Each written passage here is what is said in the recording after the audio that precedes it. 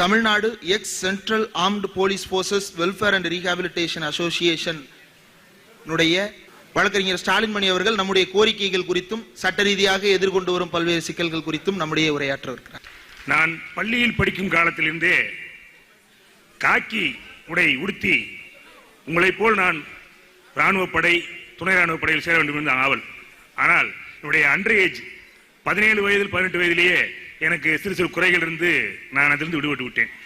தொடர்ந்து போராடி வந்தேன். எனக்கு அந்த வாய்ப்பு கிடைக்கவில்லை. அதனால் நான் கருப்பு சட்டையை தேர்ந்தெடுத்துக் கொண்டேன். ஆனால் இன்றும் என்னுடைய ஆசை உங்களோடு ஒருவனாக அந்த களத்தில் நின்றிருக்க வேண்டும் என்று இன்றும் நினைக்கிறேன். இப்பொழுது நினைக்கிறேன், சாக முழு நினைப்பேன்.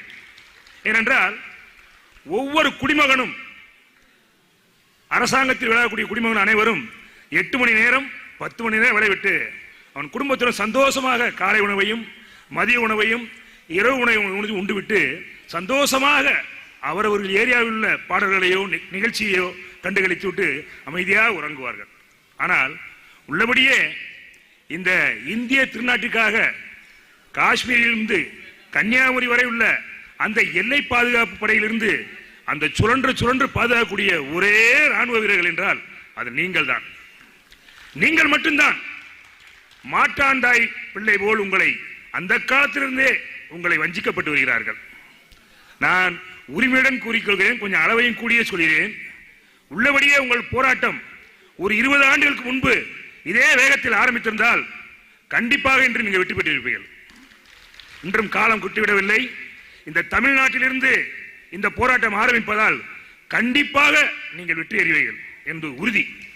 அதேபோல் இந்த உரிமை போராட்டம் ஒவ்வொரு மாநிலத்திலும் நம் மாநிலத்தில் எப்படி நடைபெறுகிறதோ, எம்எல்ஏ எம்பி மூலமாக முதல்வருக்கு சென்றடைகிறதோ, அதேபோல் இங்கு வந்திருக்கிறோம் பெரிய பெரிய ராணுவத்தில் பணி வந்தவர்கள் அந்தந்த மாநிலங்களில் அந்தந்த எம்எல்ஏக்களை அந்தந்த எம்பிகளை அந்தந்த முதலமைச்சரிடம் சந்தித்து இதே கோரிக்கையை கொடுத்தால் கண்டிப்பாக உங்களுக்கு கிடைக்கக்கூடிய வெற்றி விரைவில் கிடைக்கும் என்பது என்னுடைய ஆவா. ஏனென்றால் நான் காலையிலிருந்து பார்க்கும் பொழுது உங்களுக்கு கிடைக்க வேண்டிய உரிமைகள் சுத்தமாக மறுக்கப்படுகிறது. ஏனென்றே தெரியவில்லை. அவர்களும் துப்பாக்கியத்தான் பிடிக்கிறார்கள், நீங்களும் துப்பாக்கியத்தான் பிடிக்கிறீர்கள். அவர்கள் நீங்கள் எல்லையில் இருந்து முதல் யாரு அந்த எதிரியை பேஸ் பண்ணுவார்கள், நீங்க தான் பேஸ் பண்றீங்க. 75% 80% நீங்க நின்று முடிஞ்ச உடனே கடைசியா வந்து ஒரு ரொட்டி சுட்டவர் ஒருத்தர், ரொட்டி தின்னவர் ஒருத்தர். நான் என்னுடைய மன வேதனையோடு கூறுகிறேன். ஏனால் நான் உங்களில் ஒருவனாக ஆசைப்பட்டவன். எனக்கு காக்கி சட்டை கிடைக்கவில்லை, கருப்பு சட்டை கிடைத்து விட்டது. ஆனால் என்றென்றும் நான் தமிழ்நாட்டில் இருக்கேன். நான் மதுரை பகுதியை சேர்ந்தவன். நான் ஹைகோர்ட்ல பிராக்டிஸ் பண்றேன். தென்பகுதியில் உள்ள எந்த நிகழ்ச்சி என்றாலும் எந்த பிரச்சனை என்றாலும் என்னை சந்திக்கலாம். நான் கண்டிப்பாக உங்களுக்கு சட்ட போராட்டத்திற்கு என்றென்றும் துணை இருப்பேன் என்பதை இந்த மேடையில் வாங்க கூறிக்கொள்கிறேன். அது அம்மா ஒரு 30 ரூபாய்க்கு தோசை வாங்கினா கூட 5 குழந்தைகளுக்கு 5 தோசை ஊத்தணும் தான் நினைப்பான். ஆனா இந்த அரசாங்கம் என்னன்னா 30 ரூபாய்க்கு தோசை வாங்கி 25 ரூபாய்க்கு ஒருத்தர் ஊத்தி கொடுத்துட்டு 5 ரூபாய்க்கு ஒருத்தர் ஊத்தி கொடுக்கிறது. இது காலத்தின் கொடுமை என்பது மறுக்க முடியாத உண்மை. நீ போற காலங்கள் நடக்கக்கூடாது.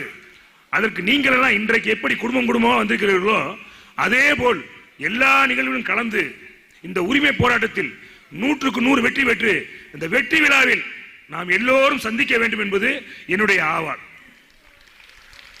நான் இதுவரை அண்ணனை சந்தித்ததில்லை. கோபாலனை முதலாக இந்த மேடையை சந்தித்துக் கொள்கிறேன்.